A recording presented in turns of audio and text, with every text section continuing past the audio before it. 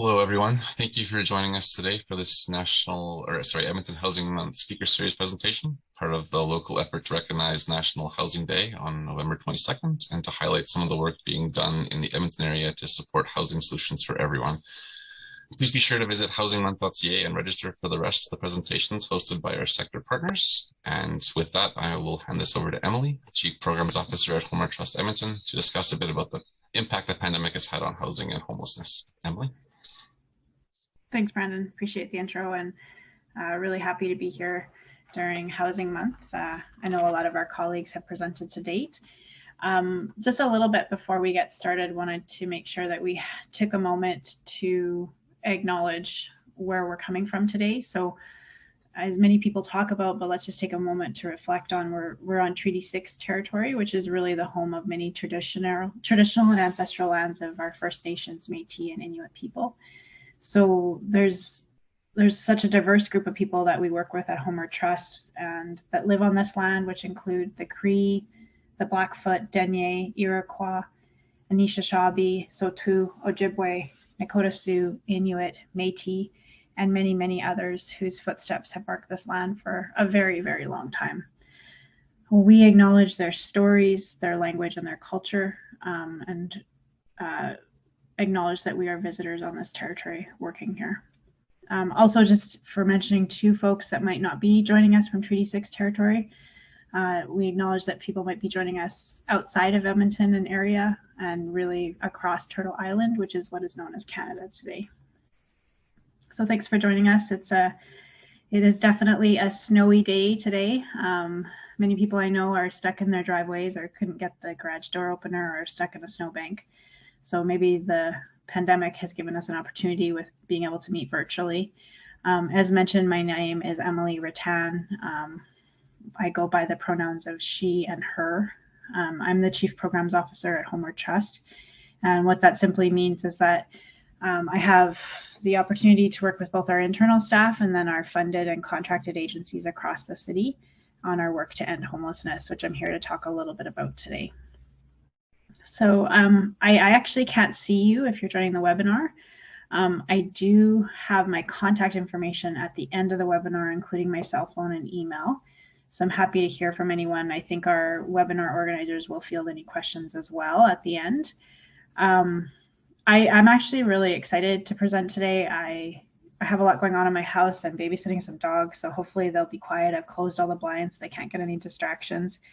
I'm excited, part of the reason, because when I presented last year for Housing Month, I actually got connected to a really someone who had lived experience serving people that identify as Indigenous that are also pregnant. And we were able to actually start a bit of a pilot project with one of our Indigenous-led agencies as a result of that conversation. So I'm really open to some of the things that can kind of happen from these opportunities to connect. So a little bit about what we do. Many of you may know this, but we receive the funding for housing and homelessness from the federal, provincial government, and we also receive support from our municipal partners. And with that funding, we distribute it in the community and contract a number of different programs and build supportive housing to all in the work to end homelessness. We also play a role in stewarding system integration, which is just a way of saying, you know, we can't really solve homelessness as a homeless serving sector. We really need to be integrated with those other supports such as health and justice. And so one of our key roles is that integration and those pathways between systems. And then we also play a community leadership role as it relates to planning overall investment into housing and homelessness programs that address those needs, and things that are really top of mind, such as today, winter emergency response, which there'll be a press briefing around that a little bit later today. So just to give you an idea, one of our key ways we serve the community is we do take those different levels of funding and we're able to mix them in a way that packages those funding streams so that they can quickly go to the community. And then we take care of the reporting and the analysis to the funders. So playing that intermediate role between those organizations helps us get those resources to the community quickly.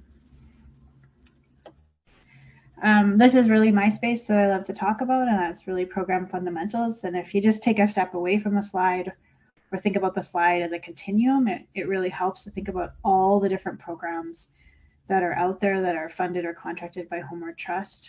There's programs that are on the one side of the continuum, which I'd say the left side, which is like prevention and diversion programs. And what that simply means is just programs that are light touch to help people out of their situation of homelessness. So perhaps they just need first and last month's rent and damage deposit. And so that's an example of, we can just connect them to our partners and our contracted agencies, and then they can move out of homelessness relatively quickly. In the middle, there's a cluster of programs that really support people that have experienced chronic homelessness or homelessness for a very long period of time. And those programs are known as Housing First, which Housing First is, of course, a proven methodology to get people into housing as quickly as possible with no preconditions, and then building the supports around them so that they can stay housed. So there's a number of specialized teams, including Indigenous teams, youth and family teams. And those programs, there's a suite of them, and they range in intensity. So when you think about programming on a continuum, there's a range of them in the middle, and some of those programs offer support for up to 12 months when people are living, once they've actually transitioned out of homelessness, to a home, and then they support them for 12 months. And then if you go on the other side of the spectrum, we fund a number of high intensity programs. And those programs are really supporting folks that sometimes need 24/7 supports. So maybe in a supportive housing or supportive living environment, or clinical teams that work with folks that have physical or mental or health or addiction challenges. And so really, when we think about the suite of programming that Homeward Trust funds and or operates, because we do operate a number of programming in the community, it's really thinking about understanding where someone's housing situation is, what their history is, what their needs are, and then matching them to a program that matches what they're looking for. One of the principles of Housing First that really is important is the element of choice. So we really want to meet people where they're at and have them lead their own housing journey, and we're there to support it. So the next slide talks a little bit about Indigenous relations. And, you know, this is probably one of the most important slides that we could have and talk about. If we look at the folks that are experiencing homelessness in Edmonton, around 60% of them identify as Indigenous. And we can really understand to some degree why that is when we look at the nature of colonialism and historical trauma and current trauma and racism that people that identify as Indigenous experience, and how these systems have set people up to experience homelessness in ways that are quite profound.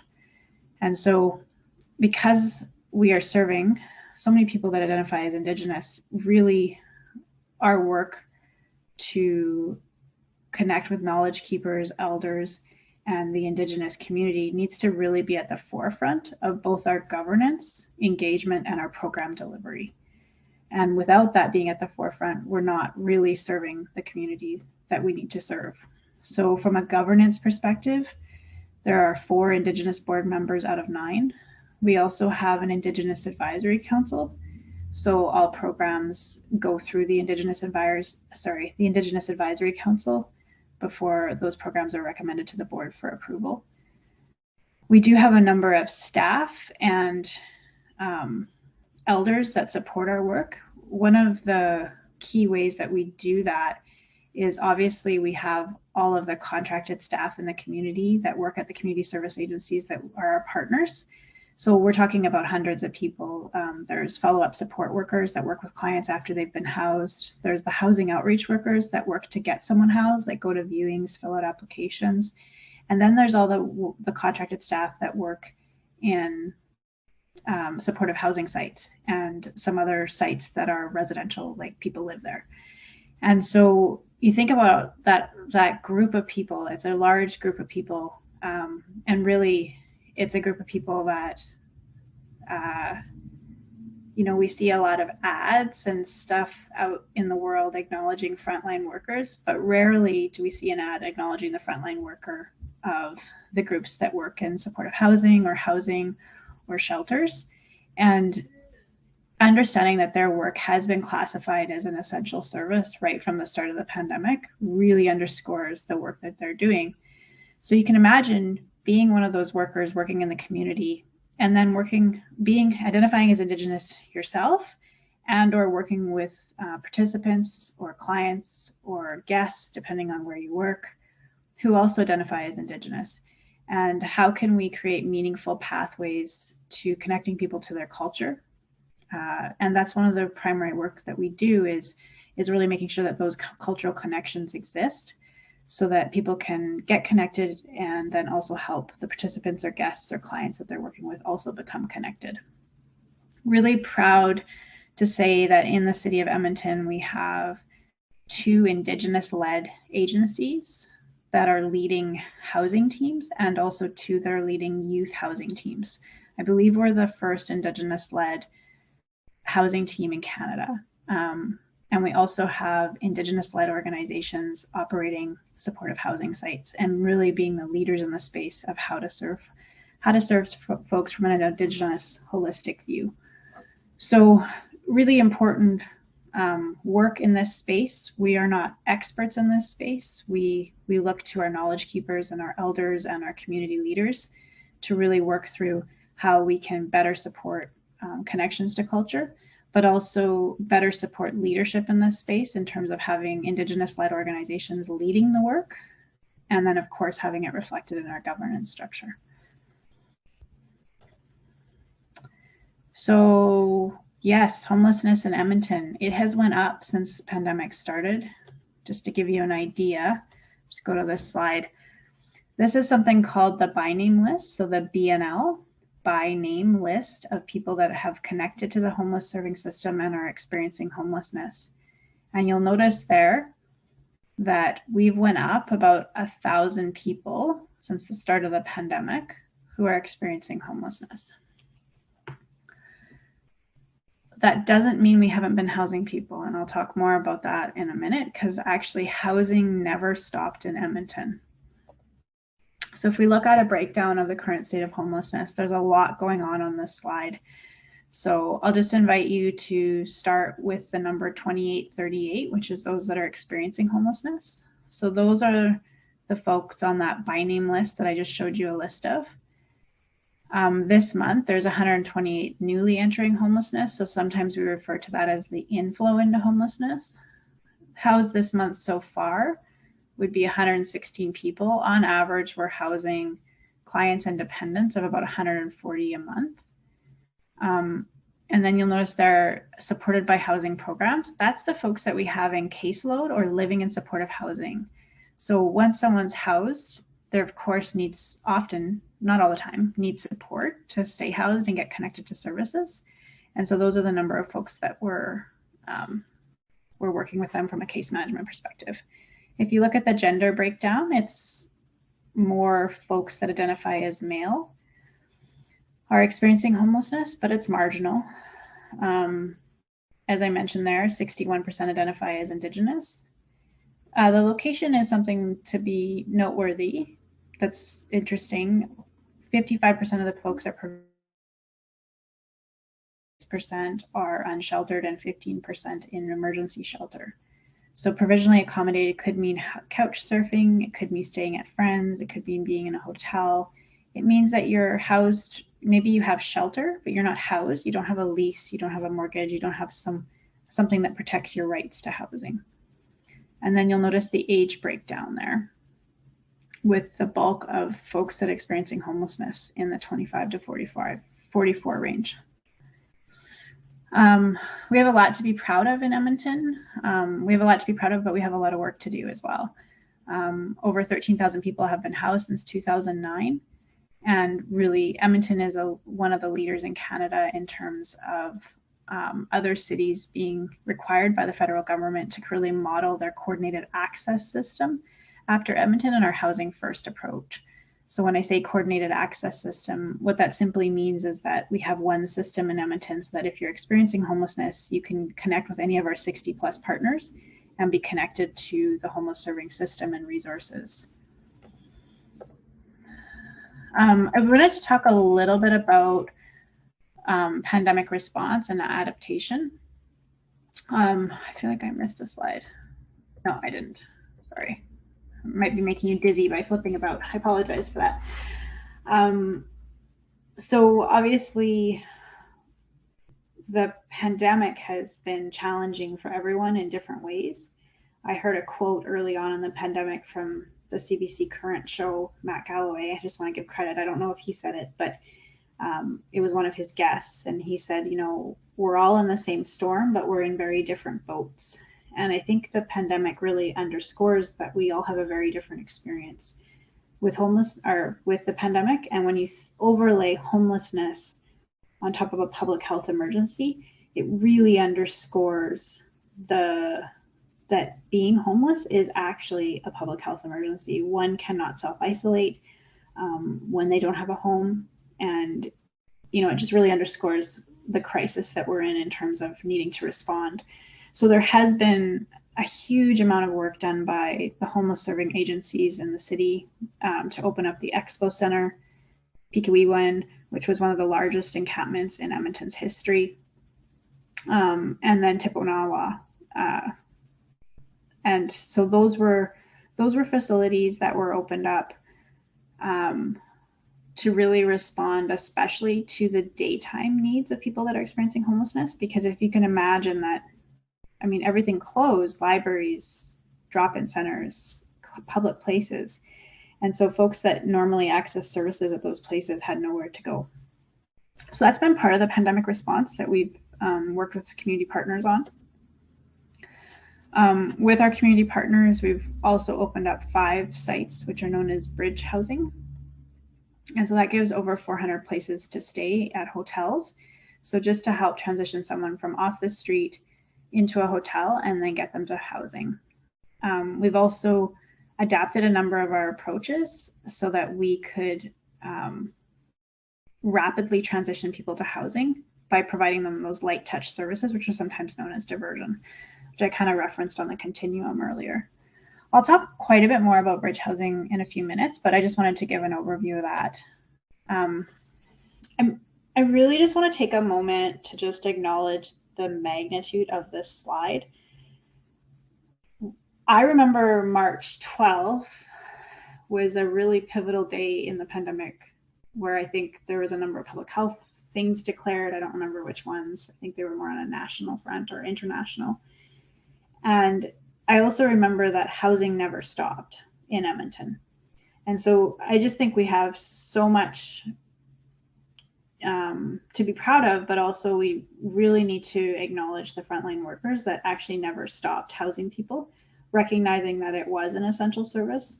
Some communities did take a small break from housing. However, the contracted agencies and our partners were able to rapidly continue and adapt practices to continue housing. And, you know, we know a lot about COVID-19 right now. We know a lot more than we did 2 years ago. But at the time, we didn't know tons about it. So there was a lot of unknowns. And so I'm just like exceedingly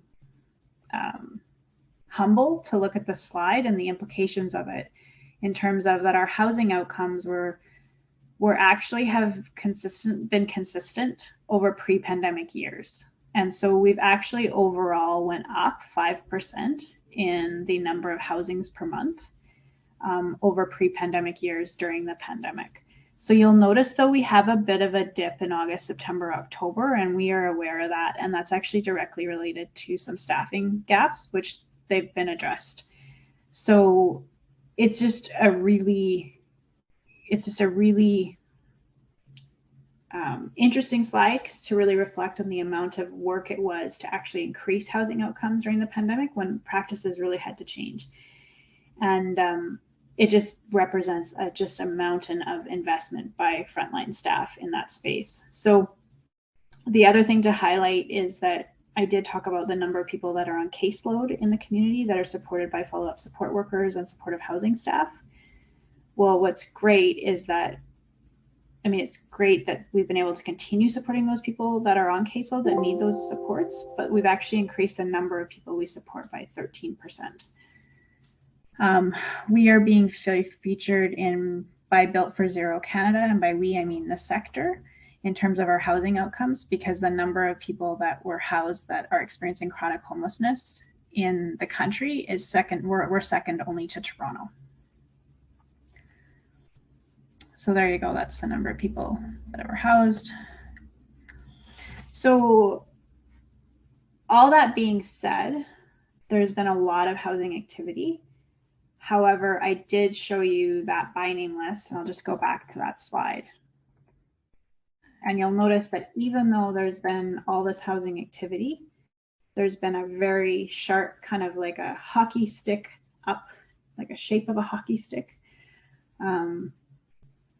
number of people who are experiencing homelessness. And what that really relates to is there is a larger inflow into homelessness than outflow. So the number of people getting into homelessness is not as high as the number of people going out.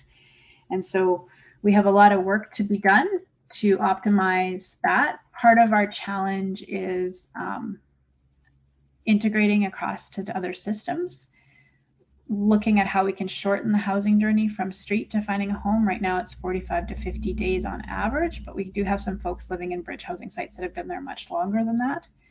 And part of that is related to the supply of supportive housing, which I'm going to talk a little bit about in a minute, because there's some exciting things related to that. So this slide just really underscores that the homeless serving system, which is kind of the left-hand side of that, you know, you have your different kinds of programs, which is what those words are: diversion, support referral, permanent supportive housing, intensive case management. But really those systems need to integrate with community-based supports and our other major systems such as justice and health to really be able to address homelessness. So that's something that we work very intensely with those system partners on. I told you I talk a little bit about bridge housing. Bridge housing is a thing. These are the 5 sites of bridge housing, plus there's a living or a cohort living for youth. There are a number of hotels in the city. Essentially, bridge housing was originally designed to be a short-term stay, 30 to 90 days. We originally we're going to pilot the model for folks that have been sleeping outside for long periods of time, thinking that there may be a different kind of intervention would be supportive.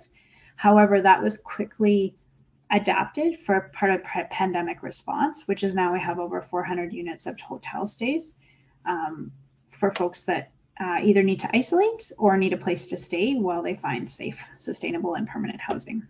So those are the 5 sites plus the youth site. There's no picture of the youth site there though, sorry. Want to just mention supportive housing. I did mention it a minute ago about it being a key priority, and it truly is. When we look at the folks that, there's a portion of folks that are experiencing homelessness that also have complex needs, and some of those needs are best served in a supportive housing environment. A supportive housing environment just simply means you have a home, like an apartment, like anyone else, but there's on-site staff and in-reach supports from, say, like Alberta Health Services or other community-based programs that help support people in meeting their needs and sustaining housing. We currently have this many sites that are operated. So you'll notice the name of the site is on the left, and then the operator of the site is on the right. So those operators are contracted by Homeward Trust to operate those sites. Homeward Trust has a quality assurance system and supportive housing standards that have 8 categories that we've worked with our partners to develop that really underscore what does quality supportive housing look like. Part of that includes a commitment to be a good neighbor. So exciting stuff. We have 5 new sites, 210 units that are being built right now. So it says 214, I'm off by 4. But you can see them there. They're quite nice looking. There's actually 2 going to be built by my house. I live in Westmount. So there's the Inglewood and the Westmount one that are going to be built. And then there's King Arthur, King Edward Park. I said King MacArthur. I'm not sure what I meant there, but you see them listed. Sorry. I wanted to show this slide. I'm going back to it because it's actually pretty cool. They're modular builds. So if you look at the picture of the supportive housing site, and I'm pointing at my screen, I know you can't really tell that, but there's the elevator shafts on the side, and those are built up like traditional. The base is stick build, and then the elevator shafts with cement. But then the modulars are literally built here in a plant just off the Yellowhead and 121st Street. And so they literally are building modular apartments, and you see a picture of that. I had a chance to tour it, and then they're fitting them together like Lego on the building. So it's pretty cool, pretty cool stuff. That's all I have to share today. I'm happy to take any questions though. I'll just leave my contact information on there for a minute, and then I'll stop sharing my screen. Thanks so much, Emily. There's a Q&A function. If anyone has any questions at the time, we'll take a few minutes.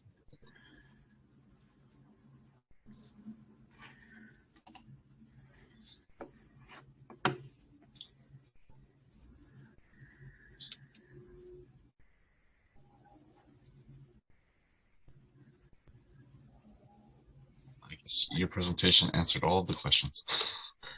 Here's one. Can you see them, Emily, or do you want me to read them out? I can see them. Can I just talk and answer them? For sure. Okay. Thanks for your question. So an anonymous attendee said, how do agencies refer to coordinated access? So what the answer to that question is that there's, sorry, I'm having one of those days where things are fleeing out of my head. Oh, right. So you become a coordinated access partner. And when you're a partner, it means that you can refer folks onto the by name list, which is that list of folks that are experiencing homelessness. You also get access to our efforts to outcomes database, which is a shared database across the city for folks that are experiencing homelessness. Then you would enter some information about the person through ETO on the by name list. And then that person would be prioritized by our coordinated access team for a housing program that matches their needs. And then eventually they'd be assigned a worker if appropriate.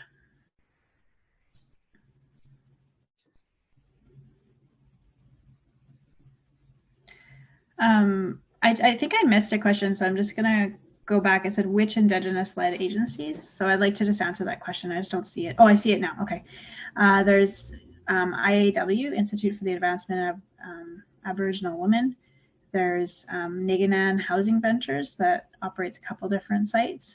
There's Bent Arrow and Native Counseling Services, NCSA.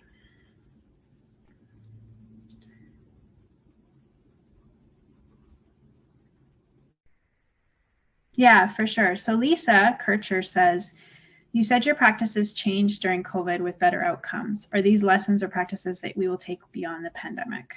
Yeah, I think that's a really good question. And I think the answer to that question is many of them we will.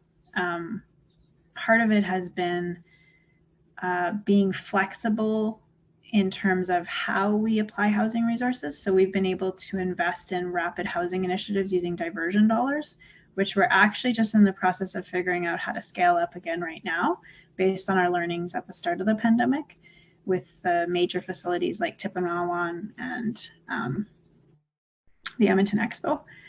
So yes, and then there's been some synergies created between us and some of the system providers. For example, Alberta Supports has a team that's dedicated to supporting Housing First workers in terms of getting clients or participants access to Alberta Support benefits, which are key to their housing journey. So some of those things I think are really, really exciting. So there's system connections, and then there's also been an adaptation to how what we call program fidelity requirements, which is program fidelity just means we know you're delivering the program if you meet these criteria. And so we've adapted some of that criteria to adapt to the environment. So how we do home visits, maybe they're not done in person all the time, maybe they're done through a phone, which actually works better for some folks anyway. I know it sounds like a small thing. We've even been able to adapt how we work with landlords in terms of like electronic access and video viewings and just kind of streamlining a few things like that. So Nick, our housing first manager, would be able to speak more specifically to that if there's more specifics, and I'd connect you with him. But yeah, there's definitely some opportunities both on a system level, but also like on a program delivery level.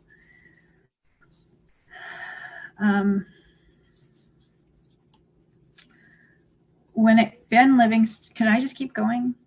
Yeah, please. Okay. And if I don't answer a question, just put it back in the chat. When it comes to bridge housing, will these same number of units be available if and when COVID is resolved? Is this seen as a viable long-term program? Great question. Thanks for that question, Ben. We are currently operating 4 out of 5 plus the youth space with COVID dollars. So we've received extra funding through federal and provincial government, mostly federal, related to COVID response. And so many of these programs are funded through that. I can tell you though that through our regular provincial funding, our Jockey Dorms bridge housing location is part of our regular funding. So we do have at least one site that we view as part of we see as a viable long-term program. We've also learned a lot about the model. So I think we can implement those learnings in future renditions of this.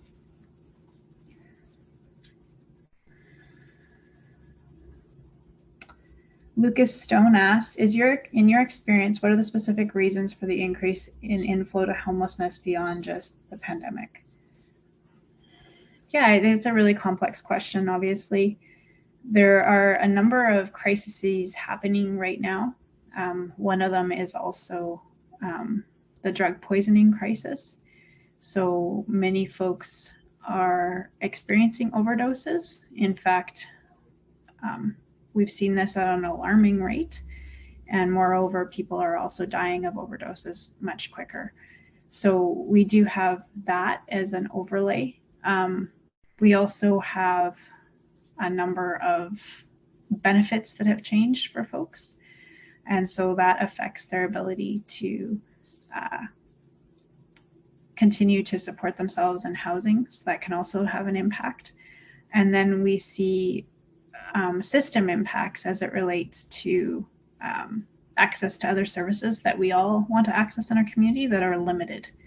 So I think just like people that are housed and we're experiencing challenges, we can overlay those challenges on people that are experiencing homelessness, but much worse because they don't have a home.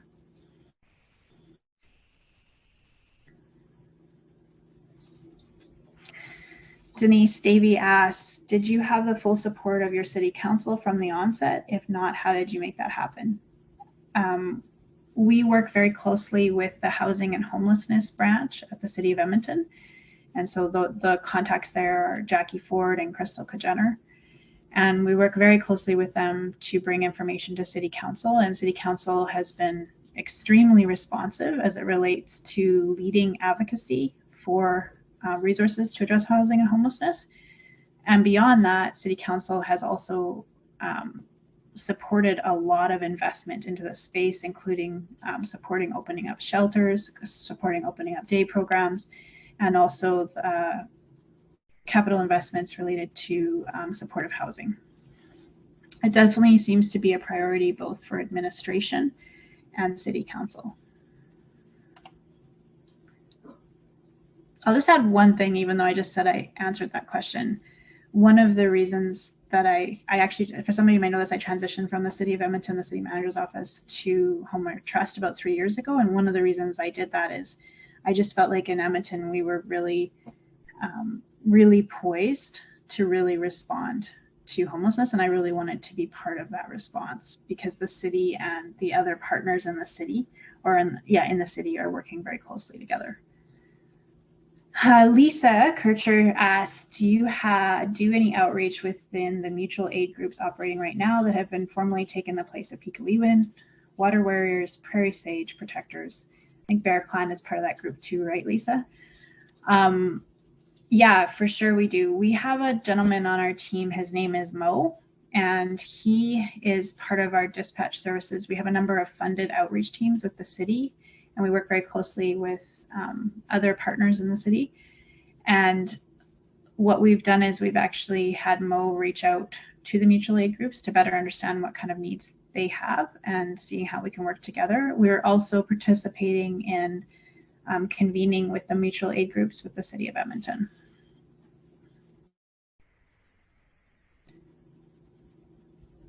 Anonymous attendee says, I missed the beginning. Where can I find the criteria for those who qualify for housing?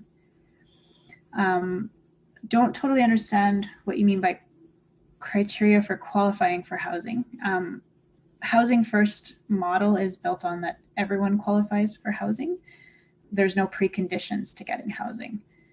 That being said, different programs are matched to different needs, and maybe that's what you're referring to. So some of our programs are matched to folks that are experiencing chronic homelessness, and other programs are matched for folks that are about to become homeless, or we could divert them from homelessness. So it's a complicated question.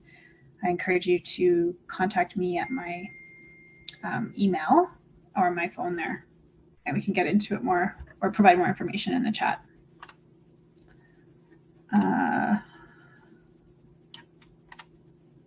Holly Hardison says, can folks who are at risk for homelessness be referred to coordinated access, or is it just for those already experiencing homelessness? Example, folks who are no longer able to afford their current housing at risk of eviction. So thanks for your question, Holly. For sure, most of the people that we serve through coordinated access is folks that are experiencing chronic homelessness, but we do absolutely have folks connect with us for that people are at risk for homelessness, and we connect them to the community services that exist. One of those programs that we connect them to is the Community Bridge program, which we've been able to partially fund, but there's many other funders for it, and that program is operated out of the Thistle Center. And that program helps folks that are about to be evicted for non-payment of rent or other things, and can help divert that eviction.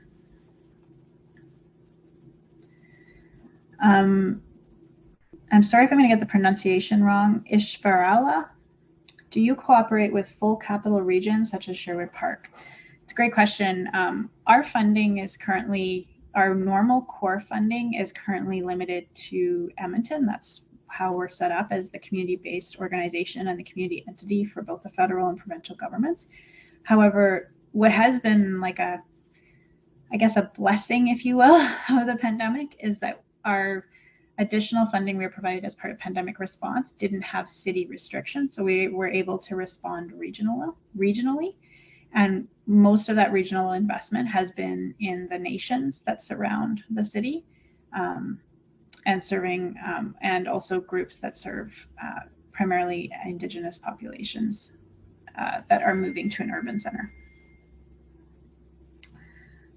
Tanya says, do you think it would benefit participants to have pre-housing programs set up in bridge housing? I don't know what that means. Sorry, Tanya. Let me just think about this for a minute.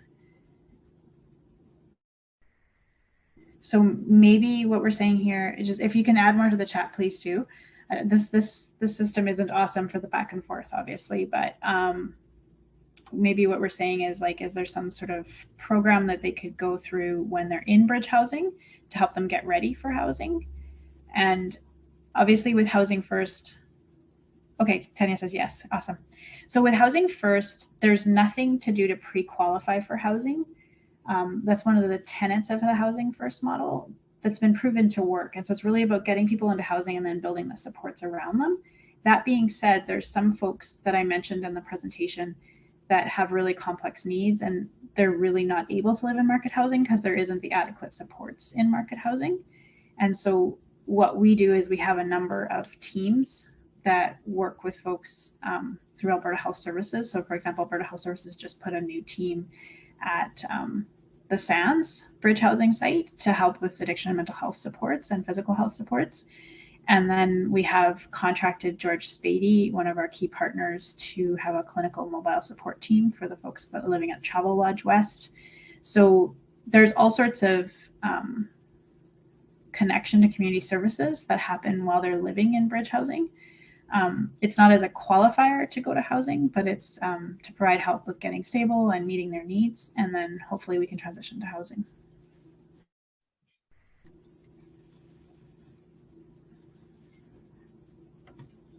looks like all the questions at this time. Thank you so much for your presentation, Emily. Again, hopefully everyone can go visit housingmonth.ca and sign up for the remainder of the sessions from our sector partners. There's a few more throughout the month. And again, thank you for your time. Have a great day, everyone. Thanks, everyone. Feel free to contact me. Talk to you soon.